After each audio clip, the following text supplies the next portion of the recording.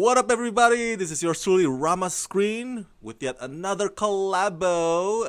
This time celebrating the 30th anniversary of one of the most beloved classic animated movie, 1989, The Little Mermaid. And I'm here joined by my fellow YouTuber across the pond in a place called England. Casey, how's it going, Casey? Good, thanks. How are you? Having a good weekend so far? Yes, it's uneventful weekend, which is awesome because we know you get to rest.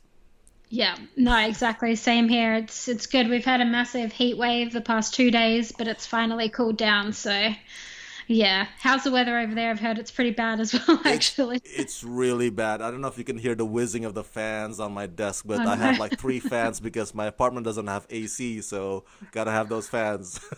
Yeah, exactly. Oh no, same here. Like, I don't know how it is in America. I've only been there once before, but in England, no one has air conditioning. So it's just, yeah, Ooh. it's horrible. Now here's a fun fact, personal no fan fact. I went to England when I was 12 years old, mid 90s, because my uncle works there. My uncle and my aunt worked there. I stayed in their place for like a month, maybe less than a month, hanging out with my cousins, my uncle, my aunt's children. And so, they took me to Marks and Spencer, to buy Dr. Martin. I mean, those things, do they still exist?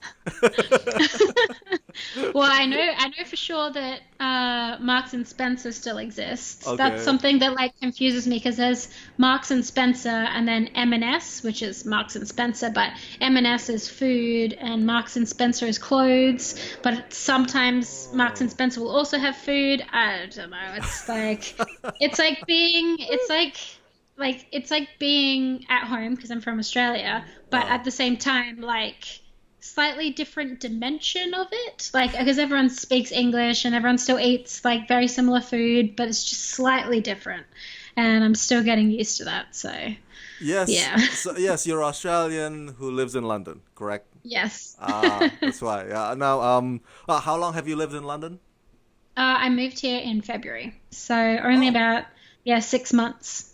So, very, yeah. very early. I'm originally from Indonesia, so I guess we're neighbors in that sense. I've never been to the neighboring country, Australia. I need to. Ever since I watched Finding Nemo, I was like, I gotta go to Australia. P. Sherman, 42 Wallaby Way, Sydney. I think they actually created, like, there wasn't already a Wallaby Way, or maybe there was because that's a pretty common name, but they like created like a place for like P. Sherman, I Well, think. the easiest way to go to Australia is just follow the turtles in the current. It'll take Yeah, you there. exactly. Yeah, Just swim it, or just like, hey guys, can I hitch a ride? And that's it. exactly. Now, speaking of sea and underwater, The Little Mermaid, for the viewers at home, was released November 17th, 1989. So we're gonna re-air this conversation again in November in time for that day. It won two Oscars for Best Song and Best Score. Best Song is Under the Sea, by Alan Menken and the late Howard Ashman. Now, let me share with you that my first time ever, I kid you not, watching this Little Mermaid was actually in London. I remember my cousins. One of them, is a girl. She was like around maybe 6 years old. I was already 12, of Mhm. course. And so she had this VHS of Bambi and Cinderella and Little Mermaid. And I was bored, whenever they're not, or they're at school, or my uncle and my aunt are at work. So I was like, you know what? Since I'm in the apartment, let me just watch some of these movies. And so I watched Bambi, cried when the mom died, and of course, The Little Mermaid. That was my first experience watching this film, and it left an impression on me even after all these years. Let me ask you, Casey, when and where was the first time your experience watching Ariel or The Little Mermaid? Yeah, so I was quite the opposite. So I sort of grew up in like a really, really small town and we had like an outdoor cinema and it would play one movie a week. and so there were just like not a lot of movies that we saw. So I remember growing up with The Lion King and then Lilo and Stitch when it came out, but I actually hadn't Ah. seen The Little Mermaid until 2010, maybe 2012. So Hmm. only like it. I was thinking yesterday, I was like, it was just a couple of years ago, but that's actually almost 10 years ago now. But yeah, I wasn't really a Disney princesses like kid. Like I was just The Lion King all over and over. But that was because I think we didn't have access to it, I think. But I remember watching it, and because it's on the 1001 movies to watch before you die list, which is like a series that I do.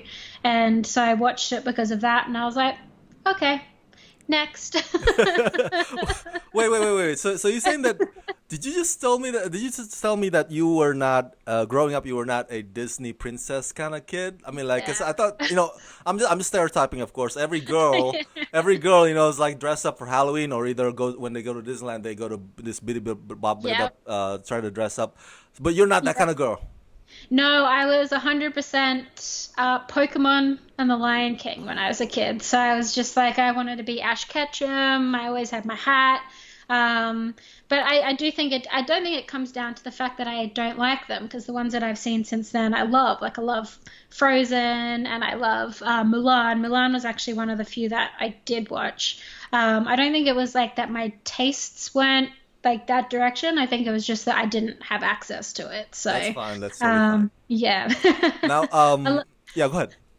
I was just going to say, I love any movie where you can sing along with the songs anyway. So I'm sure that if I had seen them, yeah, it would have gotten some airtime. But yeah. Yeah, don't you just love that? I mean, I'm a big fan of musical. I don't know about you. I like, even though I'm not a great singer, but I like to listen to people like really, bravado, just like hit the notes really high. It's just amazing. I love it. I love watching those kinds of movies. Now, my favorite Disney princess is actually Belle. Okay. And then my favorite Disney movie is actually Mulan. Yeah. Do you have something like that? A favorite, Disney movie and princess? Now, having seen some of them. Yeah, I mean, I think my favorite princess is probably Milan.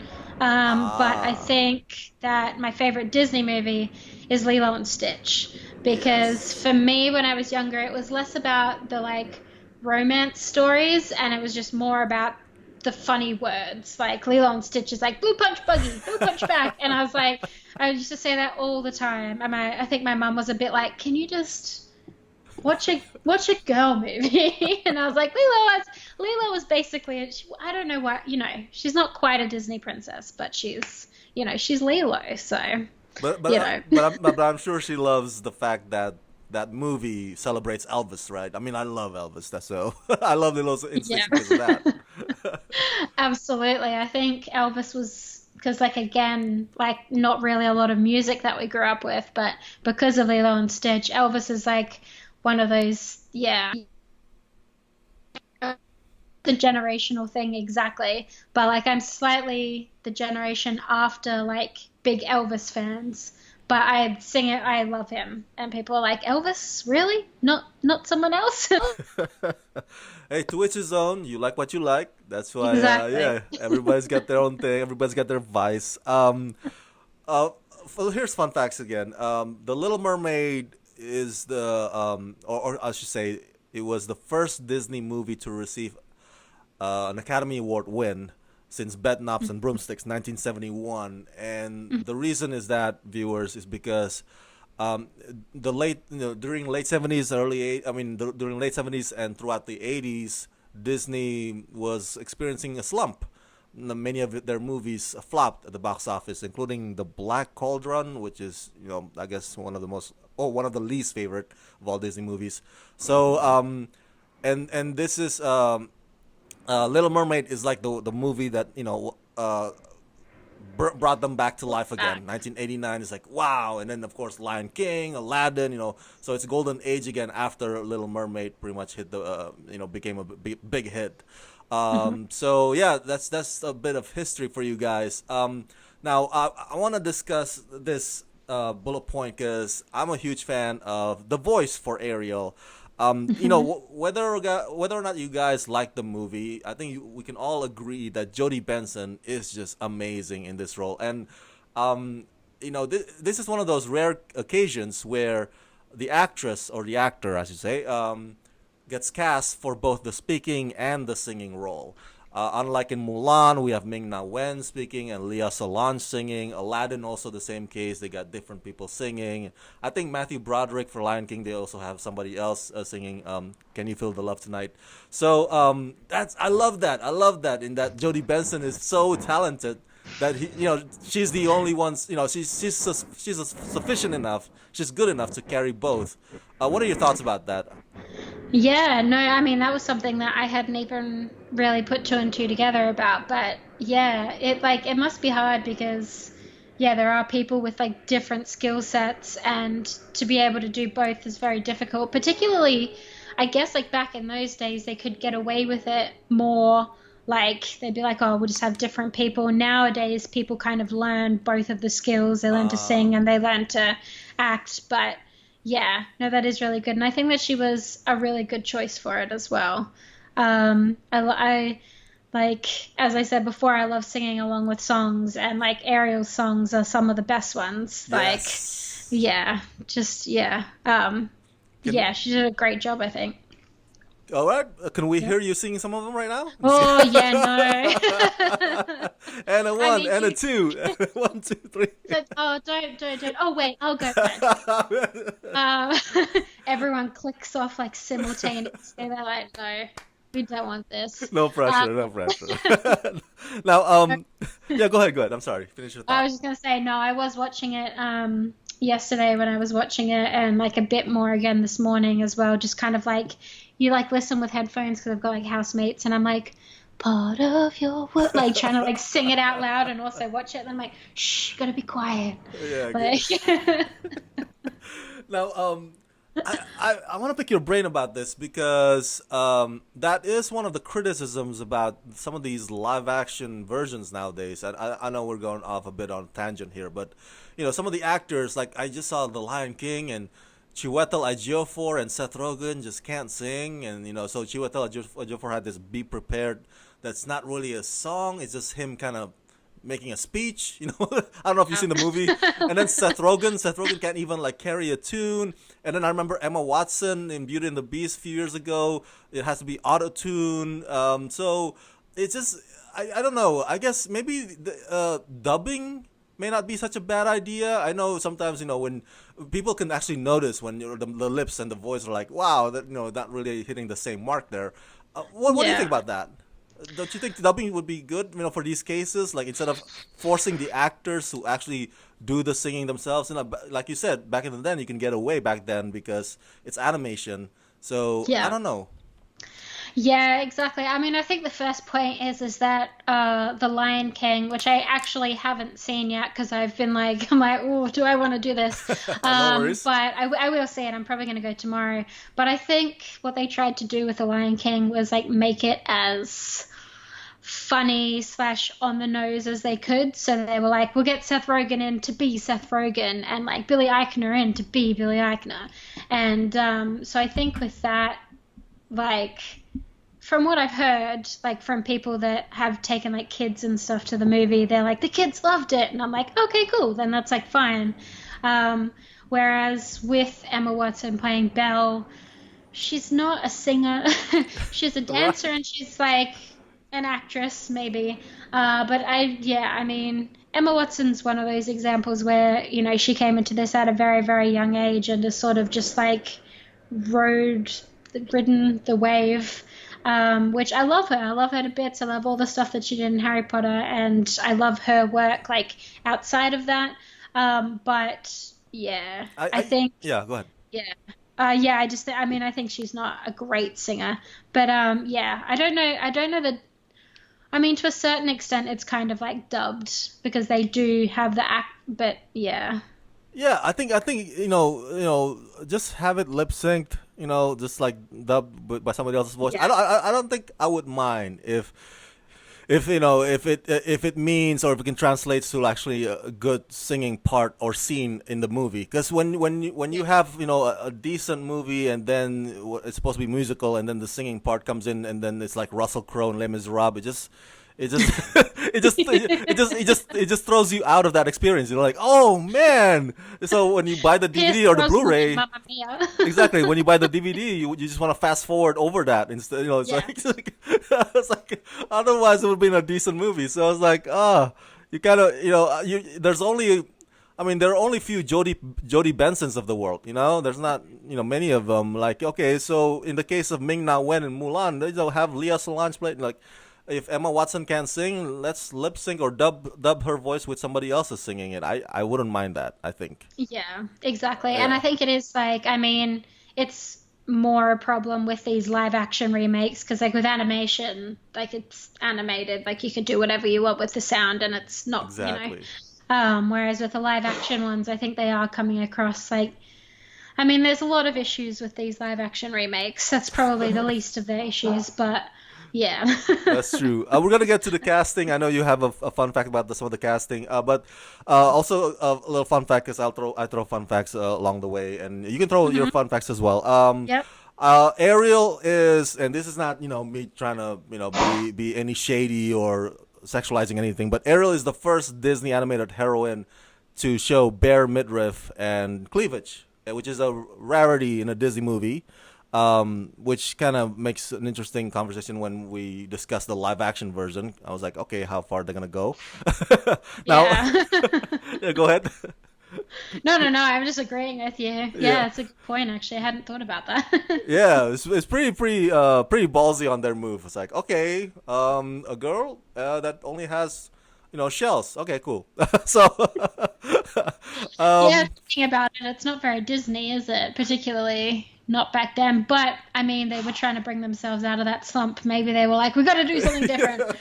So belly buttons, like, that's right. Hey, sex sells, I guess. I don't know. Uh, now, let's get to the casting here. I know that you have a fun fact about Triton, but let's start with Ursula. You probably have dug or Google some stuff as well. That Ursula is based on an actual drag queen named Divine, and that's fascinating for me. Another thing also, the design for Ursula is that she has octopus legs, but unlike octopus that has 8 legs, she only has 6. So I'm not sure if that's an animation decision or whatnot. What are your thoughts about Ursula? I think she's one of the most beloved villains, not just in Disney history, but in cinema history. I think so. I think she's like whenever you see people doing like costumes or makeup looks and things like that, Halloween, like I feel like she's one of the ones that's like pulled from for that. And I think she's crazy and insane, and but to me she honestly probably sticks out as one of the ones that I remember as well. Like I was watching a YouTube video that was it was called like the Disney villain sing along, and they were asking people like who their favorite villain was, and all of the ones that they named I was like, I don't even really like, I know them, but I was like, Ursula's the best one. But yeah, no, I think yeah, she's great. I was also because obviously they're based on mer people. There is a term for what she's based off, like from I think it's from like Greek mythology or something. Oh, is that But I so? can't remember what it was. Okay, I It popped apologize. up I while I haven't dug was that up. no, that's okay. It popped up while I was watching, and then when I went to click on it, it disappeared, and I was like, ah, it's fine. Well, actually, yeah, you're correct in that. I think many of their names. I don't know about Ariel, but many of the characters' names are based on Greek mythology. I think you Yeah. have that. That's a nice segue to Triton, because Triton is, I think, a name from a Greek mythology, correct? And Yeah. what information do you have for us about that one? Yeah. Well, I can't remember if Triton is Greek or Roman, but yeah, one of the Ah, two. Because I think it's like Neptune in Greek. I don't. I I read a lot of Percy Jackson, so I love my like mythology. Percy Jackson's But awesome. I love Percy yeah, Jackson.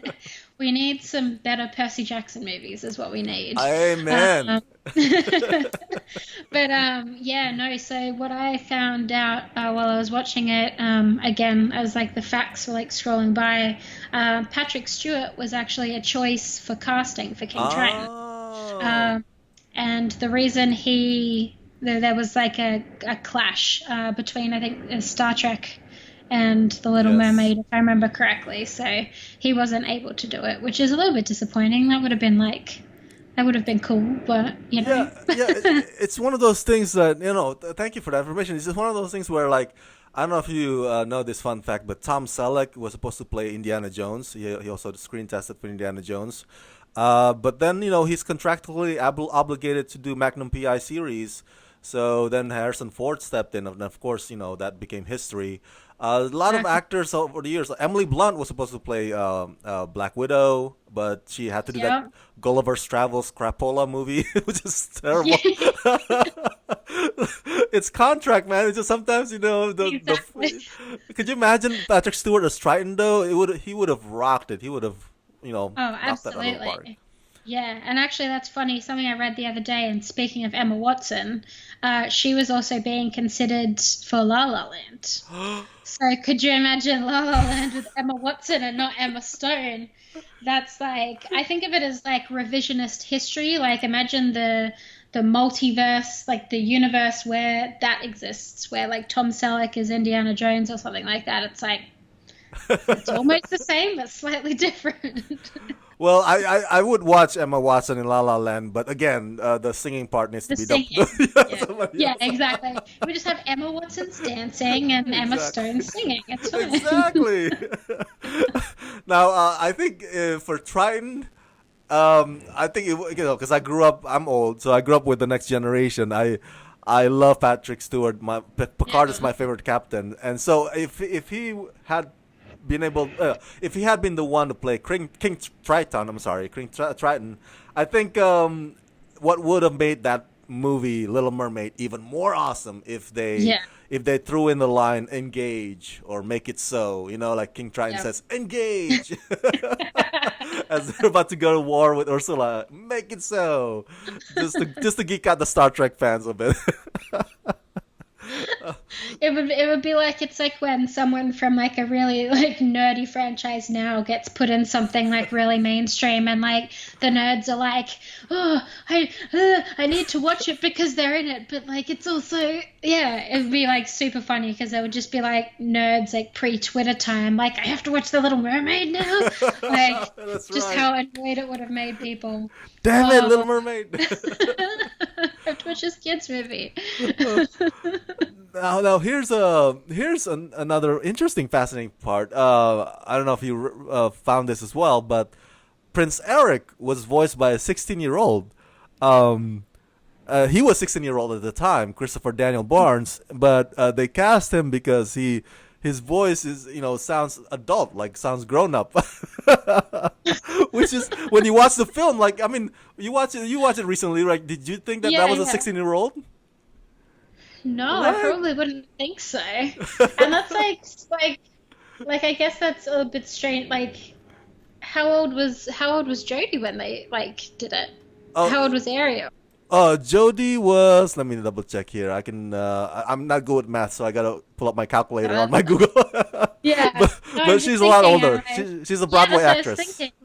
Yeah, Yeah. exactly. So they had like an adult for Ariel, and then they had like a 16-year-old child, which is kind of the opposite with like, I mean, I assume we're going to get to this eventually, but with like the live casting for the new The Little Mermaid, where I think Hallie is she's like young, and all of these people are like, cast these older men, and they're just like, wait, no, it's a bit weird. So like to find out that that's basically the reverse of what happened before. But but So But yeah. that goes to what you said earlier, to your point that you can get away with a lot of stuff with animation. Somebody Yeah. else singing and whatnot. In this case, like you have somebody 16-year-old voicing an adult. So you can't get away with that with live action. So with Yeah. animation, you could. Oh, by the way, she's 28 years old at the time. She's So 28 versus at the 16, time. Okay, yeah, that's not like that's my age, so that's like not super old. not So, super old. but at the same time, to be like like if I were like voice recording across from a 16-year-old and like yeah, it would be a bit strange. But no, but I mean you can get away with so much stuff when it's animated, like Bart Simpson being voiced by like a woman and like an older woman sort of thing. Like yeah, there's just so This is much. weird. People's voices are very sometimes their voices don't match their thing, which is bad sometimes, and good sometimes. So I got a bone to pick with this film though. I know because I watched it recently and I was like, okay, what are some of my criticisms that I have for this film? And you might want to share yours as well if you have any. But the bone that I pick is the same bone I pick with other Disney animated films as well. For example, I watched the Lion King live action film recently, and you know that whole thing with "Can You Feel the Love Tonight," where Nala after Nala found Simba, you know, because Simba was Hmm. hanging out with Pumbaa and Timon after so many years, and then that whole scene was just like a montage of them, you know, roaming around on the field and with the song "Can You Feel the Love Tonight," and then that's it. All of a sudden they're in love. And that's the same thing in the 1994 animated movie, and the same thing also with the Little Mermaid. When I rewatch, it's like okay, so. They fall in love after just one "Kiss the Girl" song, and I don't know. Maybe I'm the only one feeling like this. It's just they seem to rush because I'm a big fan of romantic dramas and romantic comedies, Yeah. and I was like, really, you fall in love in just like one song in just one scene? I mean, like, It's unrealistic. there's no build up, there's no like really argument, there's no dialogue. Like, we'll just put in this one song, "Under the Sea" or "Can You Feel the Love Tonight," and bam, they'll be Married lovey them. doveys. I think I think Yeah, it's because yeah. Go ahead, I go ahead. think it's because kids have like short attention spans. So like, oh, one song. Uh, But no, I that's mean like true. it's That's true. exactly the same. Like I was watching it and I was like, because like there's the whole criticism that people have that the Little Mermaid, that she wants to be where the people are because of a boy. And I was Uh, watching it and I was like, no, she wants to be where the people are before she like sees Prince Eric. So like that's, that's right. like she sings a song before she even sees him. So I'm like, no, that's not too bad. But then there's like the scene where King Triton is like, you will not, you'll stay. And then she's just like, no, do what I want. And I was like, stop being a child. I was like, you are 16. You will listen to him. So yeah, I think that like, yeah, that gets on my nerves whenever like teenage kids in movies or animated. It's like in Frozen when they have Love is an Open Door. Oh That's yeah. another one where they fall in love during a song, and that's just not a good situation. And I hate that. I'm like, Anna, no. So okay, so you're saying that your beef with Disney movies or in general or specifically this one as well, the portrayal of or the stereotypical portrayal of the teenage girls, right? Yeah, Yeah. yeah. I mean, so, I would like to say that it's stereotypical, but like, I mean, teenage girls and teenage boys are like that. They're like, Ah, that's true. I'll love them forever. It's like, no, grow up. Yeah, But no. exactly, right. That's why I want to time travel to tell my teenage self like, hey, grow up, snap out of it. If I could go back to my teenage self, I'd be like, keep making those YouTube videos. Don't be chasing boys because 10 years from now, you'll wish that you had all of those YouTube subscribers. Uh, And then I'll be like, stay under the sea, don't go out into the man's land. Just kidding. So, but you're right though. I think back to that to your point earlier, like the whole they just fall in love under one "Kiss the Girl" song. It's just you're right because it's an anime movie and kids have a short attention span. I suppose that is probably the most reasonable reason as to why that is. Disney movies like okay they fall in love in just one montage. yeah, exactly. Just chuck them together. We need to move forward. Story development, like, uh, yeah. uh, I want to ask you because I think there are three. There are many songs in Little Mermaid, just like many songs in Disney movies. But I think three big ones, of course, "Part of Your World," yeah, "Under the Sea," and "Kiss the Girl." yeah. Under the Sea won Oscar, of course. Here's a fun fact for viewers at home that the Jeff Katzenberg, the producer, actually did not like the Under the Sea. Oh, I'm sorry, Part of Your World. He didn't like the Part of Your World song. He wanted that one left out of the movie. but the directors and like fight for it. It's like, hey, come on, let it be, stay in the movie, let it stay in the movie. Eventually, Jeff Katzenberg kind of like, okay, fine, you can keep the song in the movie. The reason why Jeff Katzenberg didn't like the song or didn't want the song in the movie because it was screen tested, and he found that kids were bored during that song. But then they did another screen test with the parents, the adult audiences, and they loved it. Some of them even like shed tears and whatnot. And I think I can totally. My theory is that when you were kids, right? And you and I have been, we were kids before once. So our of course our world is like it's like just I want it to be this mine. This is my world. This is my sandbox. It's like it's not the idea of like grass is greener on the other side. That's an adult thing. Yeah. Once you've Yeah. once you've experienced life, experienced disappointments, experienced like rejections or whatever life tries to get you down. The idea of like, oh man, I want to be part of that. I want to be famous and I want to be an Instagram model or whatever. Exactly. That's more of an adult thing. Am I correct on that? Yeah, yeah, I think that's probably it. It's definitely the more adult song, like in terms of like content matter, definitely.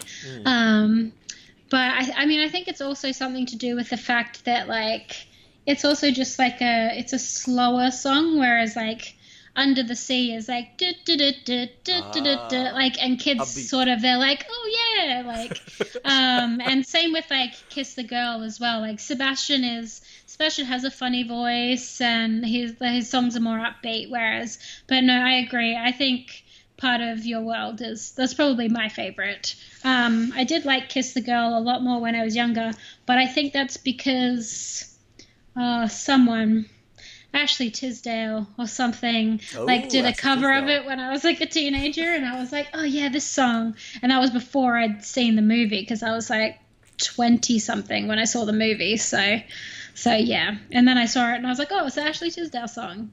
Wait, So are yeah, are you a High School Musical fan? yes, yes, Yes. obviously, yeah, absolutely. Ashley Ashley Tisdale. Tisdale, Vanessa Ann Hudgens, Zac Efron. I Yes. like. And the fourth guy that's not famous anymore, whatever his name is. I was like, I know. Are you talking about Lucas or Lucas Grabeel or Corbin Blue? So Corbin Brew, there yeah, no, you go. I love High School Musical.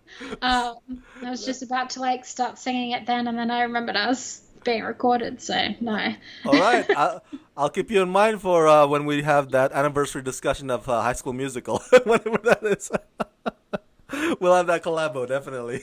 Yeah. um, Now, as to the story itself, I think when we talk about the themes of Little Mermaid, the whole, because when I rewatched the movie again last week, I was like, okay, this is a fish out of water story, partly of it, part of it, and of course, part of the other Mhm. part is romance. The other part is, of course, trying to be somebody more than just what you are, trying to achieve for something bigger. But the fish out of the water that cracks me up because like, okay, that is kind of literal because she's out of the water. This is like the closest as to a fish out of the water as you can get. Exactly. Exactly. It's a half fish out of the water. Half fish out of the water. Oh my god! Oh my god! That blows my mind. Thank you so much for that. Little Mermaid is a half fish out Half of the fish out water of water. story. um, Now, it also speaks to. I know we're getting a little profound and deep here, and I apologize. I try to sometimes get too deep in certain things. I need, freaking Aristotle and whatnot. So anyway, the whole thing about like, okay, how much are you willing to give up? Like, what would you sacrifice to achieve something? Like in the case of Ariel, it's like, okay, I'll give up my voice for a chance to, a day with this guy. It's Yeah. like so you wonder like, okay, man, that's something. On one hand, that's something kind of like you're concerned for Ariel about, like, oh, why'd you do that? on the other hand, you kind of admire her. It's like, oh, she's pretty committed. She's pretty dedicated. It's like she's willing to go this far, go the distance for that man, for that whatever that is. That's something Yeah. to be admired a little bit, at least in my opinion, right? Yeah, no, I think so. I mean, it goes back to me being like, you're a 16-year-old, you don't know what you don't know what's good for you. But Those no, at the same teenagers. time, it's it's definitely like, I mean, that's a theme with like a lot of Disney movies, that whole trying to be more than they already are. Like The Lion King is a story like that. He just wants to be the king. Mulan is a story like that. Brave's a story like that. Um, yeah, it's a very common one, and I think that that's probably why Disney movies do so well. Because, yeah, at the same time, like, there might be consequences and things like that, but they always sort of get, I guess, in the most part, they get what they want in the end. Mm, And that's why, like, growing up with that idea of having to pursue what it is that we want, I think that's probably what sticks with people about Disney movies. So, yeah. yeah, I think it's definitely like an admirable thing, but she's also 16. So, There's that naive, dumb 16 year yeah, olds.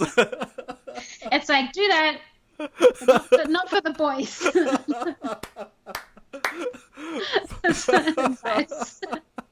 You don't know this Prince Eric. Oh, you just gotta throw yourself at him. I was like, really? You have no idea about him. Oh my god. Yeah, that made me think when I was watching. It's a pretty profound film in that way. I think, but also you got to be careful on who you wager business with.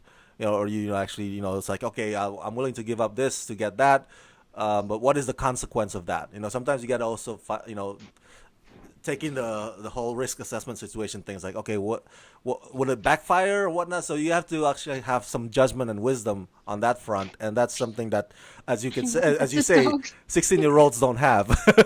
Yeah, exactly. Sorry, the dog's trying to get in the frame. The dog's like, I have thoughts about the Little Mermaid. What do you want to say? Oh, let me see. Yeah. You have a dog? Yeah. Hang on. Hello. Oh, He's hello. like right. He's like right next to the microphone. Hello. What do you want to say? He's like, nah, he's got camera shy now.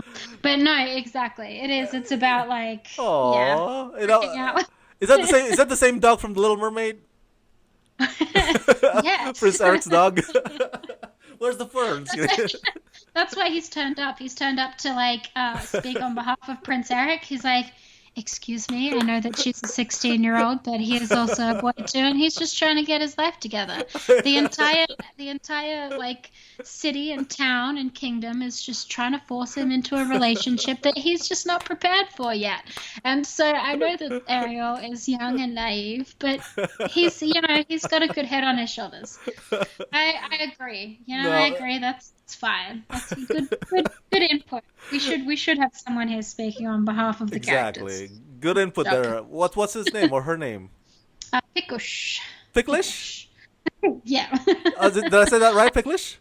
I think I'm pronouncing it. I'm not sure if I'm pronouncing it correctly. It's my housemate's dog, so Aww. call him Pikush. He's mostly just here because he's wondering if I have any food, but Aww. that's All right. Well, another thing also, Ariel's a hoarder. I know that. yeah. She is. I'm not a hoarder. I don't collect stuff. As you can see, I don't. Some people are hoarders, like Funko Pops hoarders. It's like, Yeah. are you a hoarder? No, I mean I probably hoard books and DVDs. Okay. But yeah, no, I'm not on Ariel's level. That's also another questionable decision. Exactly She's right. gonna they're gonna find her one day under a pile of all the things. Yeah. All right, let's segue to the controversial part of our discussion here, because they're making the live action Little Mermaid movie. They cast Halle Bailey as Mhm. Ariel. Halle Bailey is this African American fantastic singer. I don't know much of her stuff as an actress, so I don't know how good as she is as an actress, I have no idea. She shows up in some TV shows here and there, but it's not. She's not like Meryl Streep. so, um, what? We need Meryl Streep to be Ariel. I didn't realize that was a choice now. Oh, Meryl But Streep. yeah, Meryl Streep can play Batman. I mean, she'll yeah, pull it off. exactly. Exactly. That's how good she is. Yes. So, what do you think about this whole hoorah? Oh my God, freaking a black actress playing a redhead. What do you think about that? Yeah, I mean, in two words, I would just say it's ridiculous. Mm. Um, to people that are saying it'll ruin my childhood, that's my new least favorite phrase because I'm like, you've already been a child. Like, it's not going to ruin your childhood. No, I mean, Exactly. I'm all for it. I'm the same. I'm not familiar with her stuff from before. I still accidentally keep referring to her as Halle Berry, which is not true. I was like, it's like Halle Berry, but like it's Halle Berry, and then they're like, what? But it's not. It's Halle Bailey. But anyway, I am the worst person with names. Like No I worries. said the other day, I was like, who was it? The Rock and the other guy that looks like him, which I now even can't remember his name. But I was like, if I saw two of them together, I would not remember. I would not know who was who. I'd be like, it's Dwayne, and they'd be like, no, it's the other one. I'd be like, oh, sorry. But yeah, I'm not familiar with her stuff, but I I, trust people's judgment, and yeah, so well, I think you can agree with me that when it comes to casting, I know a percentage of it. I'm sure a lot of studios when they cast actors, they take into consideration how close the actors are to the roles in the script, to the characters on the pages. But a big percentage of it is as a hail mary. It's a crapshoot. yeah, Like you can cast Emma Watson because she looks like Belle, but then she can't sing. So it's like there's always sometimes there's that downside that comes with it. Melissa McCarthy can carry a tune, but I don't know if she can carry a tune the same way the singer or the voice for Ursula did in yeah, the 1989 movie. So it's a crapshoot. It's a hail mary, and maybe Halle Bailey will be fantastic doing the part of your world segment, but if she's gonna suck exactly. the rest of the movie, maybe she's gonna suck. So it's just like sometimes you just like hope for the best. Exactly. It all just comes down to that. I think there's like an argument out there from people that are saying, she was like the diversity pick and that's why she was chosen. And I think that's honestly one of the meanest things that you could say to a person. Like you wouldn't come up to your colleague and say you were picked because you're diverse. Like they obviously saw talent in her and she's obviously shown that she's capable. And so we just have to, as we do with everything, just, wait and see, I guess. And there's no use talking about it. I mean, there's use talking about it, but, there's no use saying she's going to be horrible, just, so we Exactly. just have to see. Now, Casey, whenever if somebody throws that argument at you, just here's one way to shoot their argument down. Is like, okay, Aquaman was white and blonde in the comic books, and then Yep. but you guys are okay with Jason Momoa playing Aquaman, who was this sea character.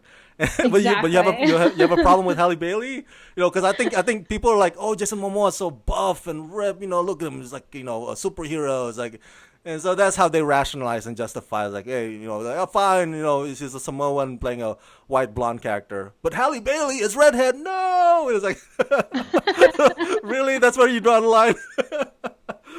so, so, so, Exactly.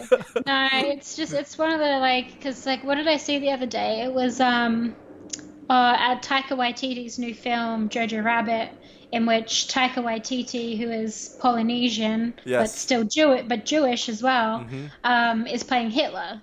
Mm-hmm. And so people are like, "Oh, you're not complaining about someone playing that because obviously it's like, haha, like showing, sort of thing." I'm like, why? It's just there's such a double standard, and some people are for one thing and then they're not for the other, and it's just And Ridiculous. I think we're entering, or we've been in this day and age where it seems like the fans, like they want the actors to really fit their characters. Like Yeah. if Ursula is not played by an actual drag queen, they're like, whoa! It's like Melissa McCarthy's not a drag queen. It's like, dude, but she's an actress. That's what you do. You pretend. You act. So, Yeah, exactly. It's acting. It's not like oh, what's um going on there? sorry, just 1 second. That's Sorry. all right. Someone just using the ice machine. That's Okay. okay. No worries, no worries. I was just a little shocked. I was I'm, like, it no, caught me off guard. I'm more Uh, concerned that it's someone I've never seen before using the ice machine, but that's fine. Just turned up. Yeah, no, exactly. I think people get, I mean, and I like to a certain extent, like I understand it. Like people get protective of their favorite film franchises. uh, I think it hasn't affected me yet because Lilo and Stitch hasn't been adapted, sort of thing. Like The Lion King was a bit weird, was a like sort of close, but we haven't had like a new Harry Potter series or true. something or like well, we've had Pokemon live action now, kind of live action animation, and that was fine. So, but yeah, as soon as they sort of get close to Lilo and Stitch, I feel like I'm probably going to have a problem.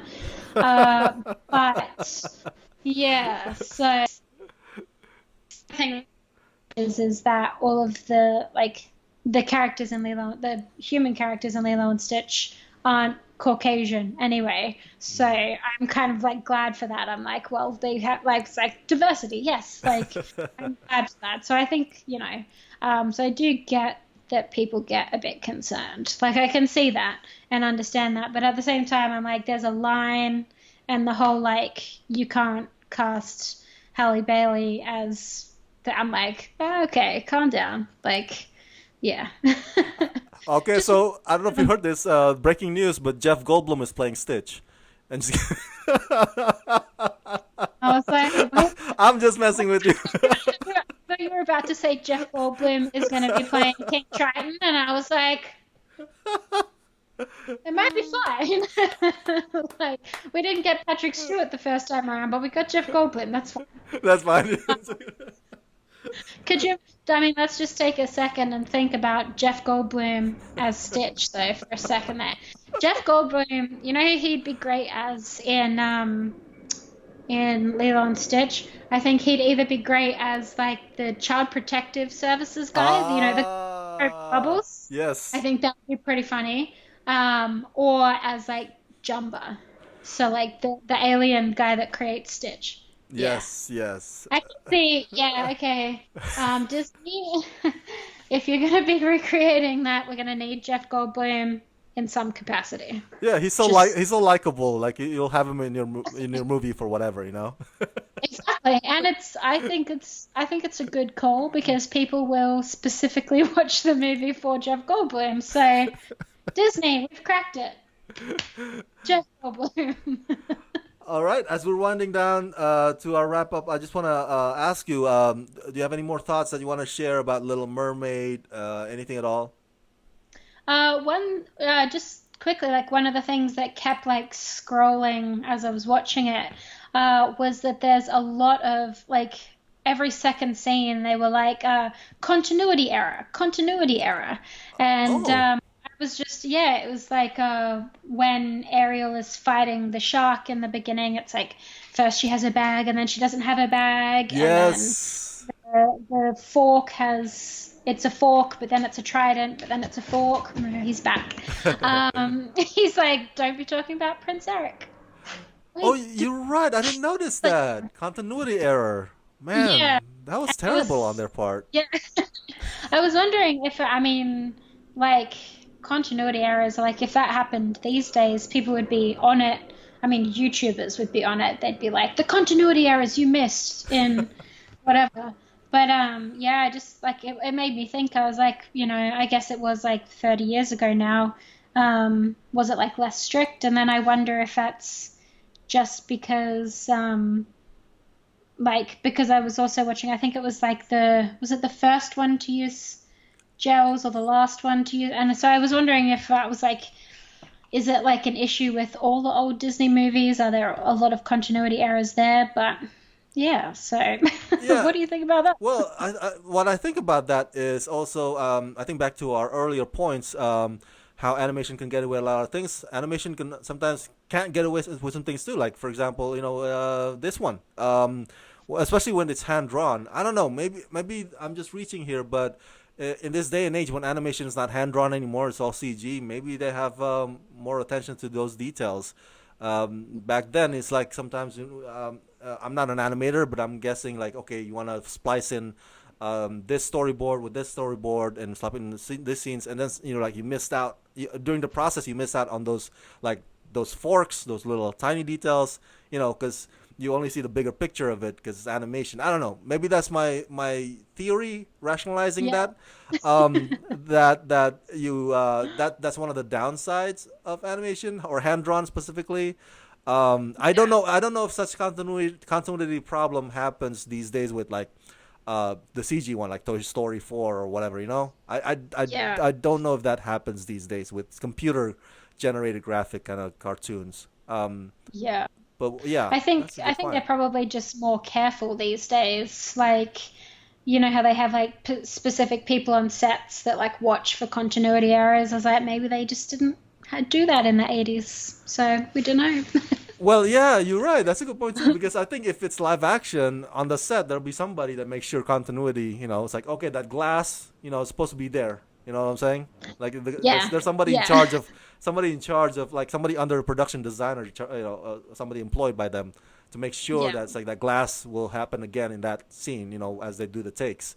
Yeah, So exactly. I don't know if that is possible during for animation, but that's something that I haven't researched it yet. But that'll be a pretty good question to ask if we ever get to interview. Yeah. What are their names? The directors is it two directors, right? Classman, Uh, yeah. yeah, honestly, I don't It's remember okay. their It's names off the okay. top of my head. I'm so bad with names. It's Ron Clements and John Musker, and I think the Yeah. last animated movie that they made was the Princess Frog, the Frog and the Princess. I'm sorry. Okay, So yeah. yeah, yeah, it'll be interesting to ask them like, hey, why didn't you catch this one? Is it a fork or is it a trident? Is it a message? Are you trying to like subliminally say that part of the time it's a fork because that's a land thing, but the other half of the time it's a trident, which is the representation of Triton? And they'd be like, oh, it's just a mistake.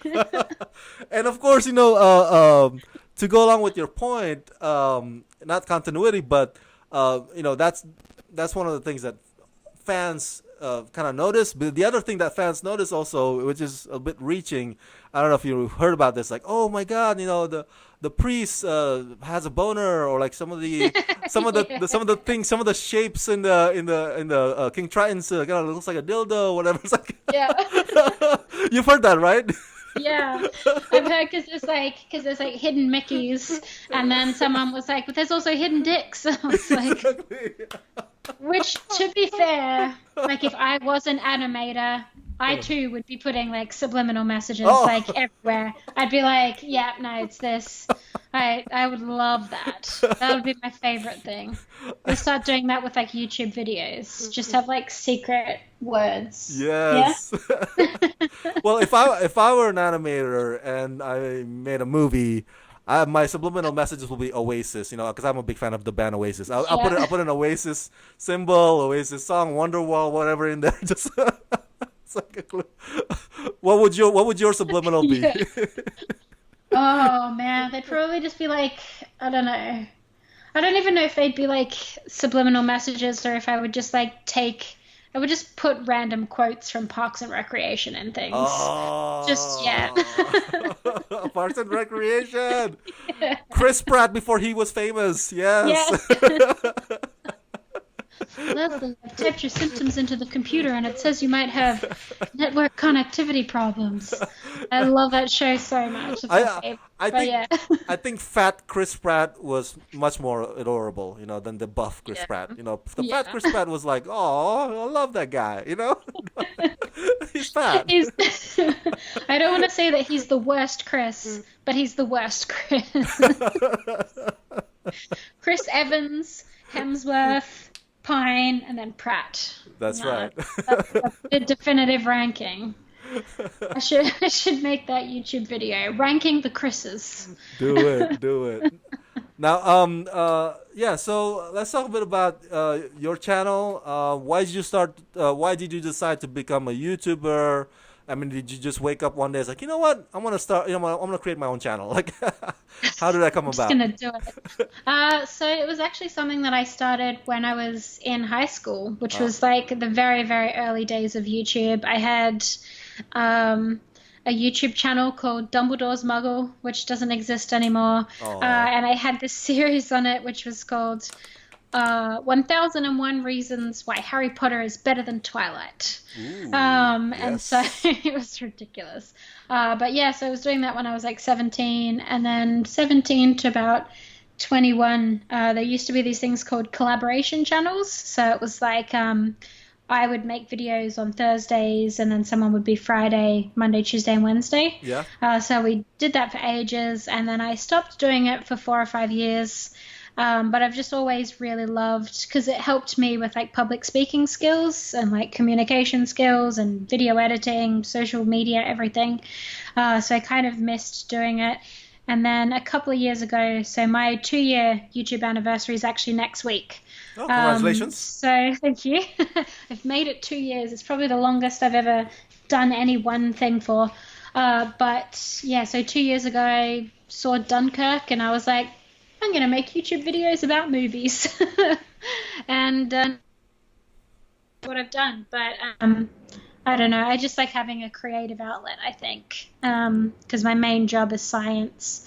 So it's kind of good to have both sides of the thing, I think. So Ooh, science. Love science. um, science is good. So, have you seen that movie, Nacho Libre? That skinny guy says, "I believe in science." I don't know if you saw that movie. You gotta check it out. Nacho Libre, okay? Jack Black, funny movie, Yeah. and he had that quote, "I believe in science." He said, it's like, okay, as we all should. Thank you so much. Yeah, there's also in Breaking Bad when Jesse's like, "Science, bitch." Science, bitch. Yes. They mix chemicals to like dissolve his Yeah. body. Oh man. That's a difficult TV show to get through. It took me like a whole year because I could only like I like a whole year to watch like all 5 seasons or however, but I could only watch like one episode a week because I was like, it's too much, it's too much. But it's science at its best and its worst at the Right, same time. exactly. No. Science, bitch. Well, thank you for sharing that. I'm glad that you are a YouTuber, and I've seen some of your videos. You have good insights on some of the movies, and you're a fantastic movie reviewers, and just keep up on that good work. And I mean, when I get to Australia, or when I visit Australia for the first time ever as an Indonesian, Yep, I want you to be there and show me around because I will. I really want to, because Dingo ate my baby. I want to see a dingo in Australia for real. And then I want to meet Paul Hogan, and Oh I want to man. go to the Steve Irwin Zoo. I'm a huge fan of Steve Irwin. I was so devastated when he passed, and so yeah, I really want you to show me around. I've been to England, so you don't have to show me around England. No. I know my way to on a tube and whatnot. I Yeah. just have to come back for Arsenal to watch Arsenal FC game. But Yeah. Australia, definitely Opera House, everything. Take me there. Australia is much more exciting than England is. Yes, So, no. No. and all you lads in Australia often visit Bali, which is part of my country, for vacation. Yes. You Yeah. know Bali Bali, is yeah. basically Western Australia too. Like everyone's like, "Oh, you're going overseas." "Oh, I'm going to Bali." It's like that's not really overseas. That's like the same. You can basically get there without a passport. It's fine. But no, I've actually never been to Bali. Oh, it's okay. I've never been to Indonesia. I haven't. I've traveled because to get from Perth to here, you travel through Asia. But other than that, I haven't actually been there because yeah, actually really bad at traveling. No, if you ever get there, I'll show you around. Okay, so Okay, vice okay, versa. that sounds good. Well, before I let you go, I want to ask this fun question. Again, I like to tease Australians or Aussies, as they say. Okay. So some of their phrases, Yeah. shrimp on the Barbie. Is that a thing? Is that an actual thing? Throw another shrimp on the Barbie. Is That was that actually really a a thing? horrible Australian accent. No, I mean we No. have barbecues and we eat. We actually call them prawns. We don't even call them shrimp. So yeah, I think that Prawns. because like that must have come as in a because Americans call them shrimp, right? I think so. Whereas other, Yes. yeah. So yeah, I think that must have come like it's a. I think that's a Crocodile Dundee thing. So yeah. That's not a knife. That's a knife. And what's the word I'm looking for here? Exported a lot of great talents. Kate Blanchett, Chris Hemsworth, the Hemsworth brothers, all of them.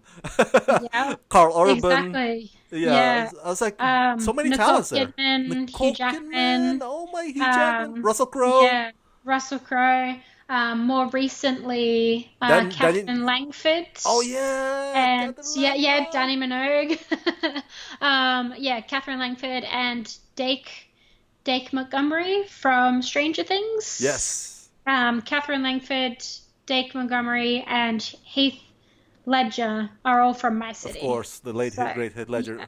And so recently, yeah. I interviewed Danielle McDonald. She's also from Australia. Patty cakes Okay. and dumpling. Of So course, yeah, yeah. yes. And also Margot Robbie. Oh Uh, yes, Margot yeah. Robbie's Australia. I forgot about that. Oh my god. I always forget about that too, actually. And then she talks about, yeah, and then I'm like, oh yeah, she's Australian. What? Sorry, I gotta ask. What is up with that? Like, you guys have, like, is that like a thing between Hollywood and Australia? Like, okay, we're gonna every year we're gonna have like two of you guys. We're just gonna send two of Yes, you. But we can only choose two of you. There's only exactly. two per year. It's a Hunger It's like, Games. yeah, it's like, or yeah, it's like the Hunger Games, or it's like the valedictorian or something. It's like only one of you can come. The rest of you, no. The rest of you go and you're in Neighbours and Home and Away. That's your entire career. Exactly. Um, yeah. No, I mean, I guess like, I mean, it's still like such a small percentage of big Hollywood stars are actually Australian, but it's getting better. We do have more of them now. So like even going through that list, I was like, oh, there's some pretty good ones there. So my sister once played backyard football with Hugh Jackman, and I wasn't there. So yeah, so that was exciting. That was when he was, because the small town that I grew up in, that's where they filmed Australia. Ah. So yeah, so they went up there, and my sister got to meet him, and I'm very jealous of that. So, Oh, that's yeah. awesome. Well, Casey, thank you so much for sharing all that, your personal life, your YouTube channel, and of course your thoughts about Little Mermaid. This has been a fantastic and so much fun collabo of the 30th anniversary of the Little Mermaid, as we anticipate the live action caution, like approach with caution, the live action version of Exactly. the. That should be the motto for all of the Disney live actions. Approach, Exactly. but with caution. So, do the plug. Where can the viewers find you online, follow you online, and subscribe to your channel? No worries. So pretty much if you search my name, which is Casey Causley, on anywhere on Instagram, Twitter, or YouTube, you'll be able to find me. And yeah, that's pretty much all. All Pretty right. easy to find if you know how to spell it. So I'm sorry. Did you already share your YouTube? YouTube.com/what? youtube.com/, Casey Causley as Okay. well. So yeah, so it's all the same. Awesome. Awesome. Well, the viewers of home, you heard it. Please follow and subscribe to Casey's channel. She is fantastic movie reviewer on YouTube. And thank you so much for tuning in on this latest collabo discussion of movie celebration anniversary. So until the next time, let's rock this.